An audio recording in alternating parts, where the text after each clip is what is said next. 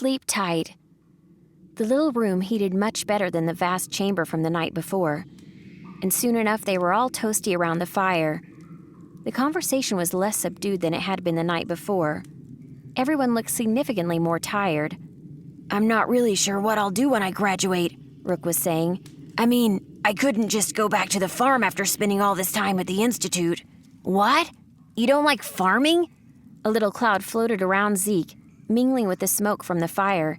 He hadn't put down a cigarette since finishing his meal. Rook shrugged. "Nothing wrong with farming. My parents are good people and they do important work, but..." He paused. "We're not getting older anymore, and I'm no Cincinnatus. I think if I had to stay on a farm for eternity, I'd go insane. My idea of Elysium is a little less pastoral and more actually doing something." Nightingale chuckled and nodded, even though she had no idea who Cincinnatus was. "Well, I've got a suggestion," she grinned, resting one hand on the weapon at her side. "When I graduate, I'm going to join the Demiurge. You know, Alenia's special forces. Every day's an adventure after that. Why don't you join too?" Her smile widened. "I've got a friend who's already in. I'm sure he could put in a good word for you, with the way you fight." "We'll see," Rook said dismissively. "My parents are expecting me to help out on the farm." "Farming is so lame," Nightingale said, tossing her legs up onto a nearby rock. "We all have our roles," Rook said flatly. There were a few moments of silence then, as each waited for the others to speak. Nightingale turned slowly to look at Remy. "What about you? What are you going to do with your shiny new citizenship? You're the only one without familial expectations, right?" Remy looked away, shifting uncomfortably. I don't really know." They waited, but Remy didn't elaborate. "We shouldn't give up adventuring after this." Nightingale tried to look as reassuring as she could. "If we're here, we might as well enjoy Madara's advantages. We could live forever exploring ancient ruins, rescuing artifacts of unimaginable power, saving the world." Zeke looked doubtful. "Can't live forever if you get eaten by monsters." "Like that would happen." Nightingale raised her twig-like arms and flexed. "Have you seen these guns?" "Yeah, we'll see." Zeke rolled his eyes. "There's still one more day left in the mast.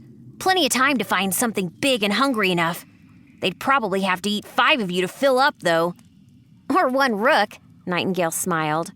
Rest came easier the second night, though Nightingale awoke a little sore from all the walking and fighting. They didn't stay long. Another breakfast of trail rations, and it was back to the cave for their last day of the mast. It was a little annoying how their travel distance each day was restricted, bookended with impassable hallways and convenient campsites. Even less faithful to adventuring was the regular presence of the bellicose cubes. Nightingale doubted very much that she would ever see one in any of Alenia's ruins. She couldn't wait for the next fight, but there was no bellicose cube as they proceeded. Confused, Nightingale glanced around the cavernous chamber. "That's strange." Nightingale kept walking forward.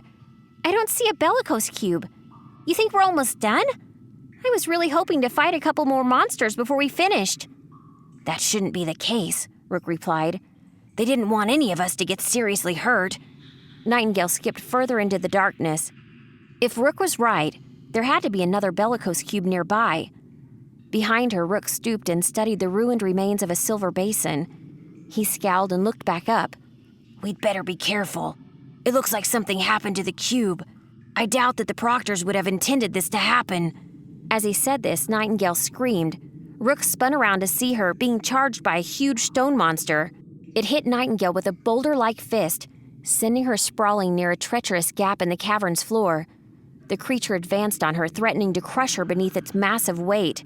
Nightingale held her weapon up in a vain attempt to block it, but it was futile. "Nightingale!" Rook yelled as he darted across the room, his huge frame pounding with desperate fury as he rammed into the creature. He knocked it aside moments before its massive stone arms came down on Nightingale. Rook pulled at Nightingale's shirt, yanking her to her feet as the monster began to rise again. "Run! We can't fight this without a bellicose cube!" Rook turned and the group sprinted into darkness. Eventually they came to a stop, panting heavily and hoping they were safe. "Oh boy," Nightingale said, shaking her hands to wash away the adrenaline coursing through her. "That was exhilarating!" "Exhilarating?" Remy caught up to them nearby, recuperating from the sprint. "You almost got turned into a Nightingale pancake." Nightingale nodded and looked back the way they had run from. What was that thing anyway? I think it was an Earth Loa. It was either not supposed to be here, or perhaps they planned on us having that bellicose cube intact. In either case, we're okay now, Rook grumbled. Nightingale burst out laughing and turned to Rook. You just saved a princess in distress! So cliché! I guess I did, Rook said, smiling. I'm glad you're all right. Thanks to you. Nightingale walked up beside him and her hand shook a little as she slapped him on the back. I should have noticed that wasn't just a pile of rocks. Rook relaxed. No big deal. That's why you never adventure alone, right? Nightingale smelled tobacco a few seconds before Zeke stepped up behind her and gave her a look of relief. Good work. Let's make sure nothing like that happens again, though. Nightingale nodded and the group made their way back into the dark. They continued on for what felt like hours. Nightingale purposely stayed at the front, determined to prove she wasn't afraid, even after the close call with the Earth Loa. Eventually, she heard something strange coming from up ahead. Hey, I hear voices! Nightingale couldn't keep her tail from swinging about behind her in excitement as she skipped forward. Remy kept up, her weapon held close. You think we made it to the end? Rook's voice came from behind her, sounding matter-of-fact. Not yet.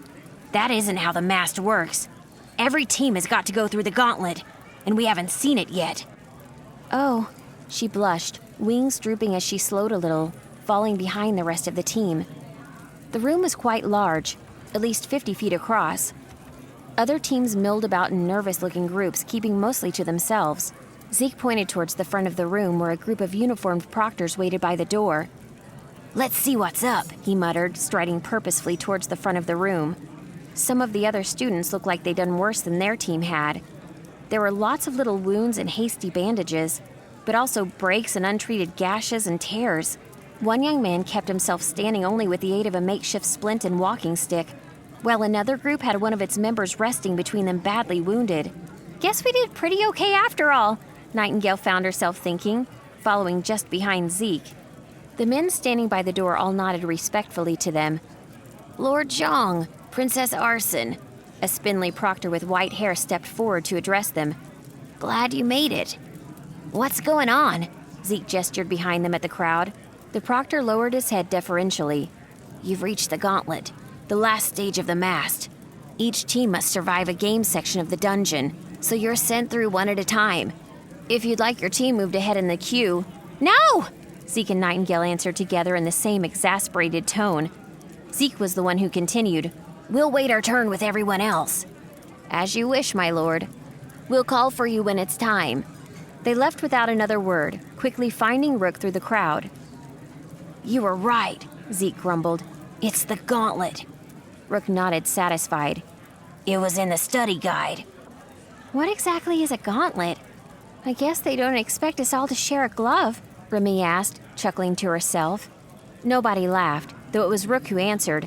It's different for every graduating class, so it's hard to be sure.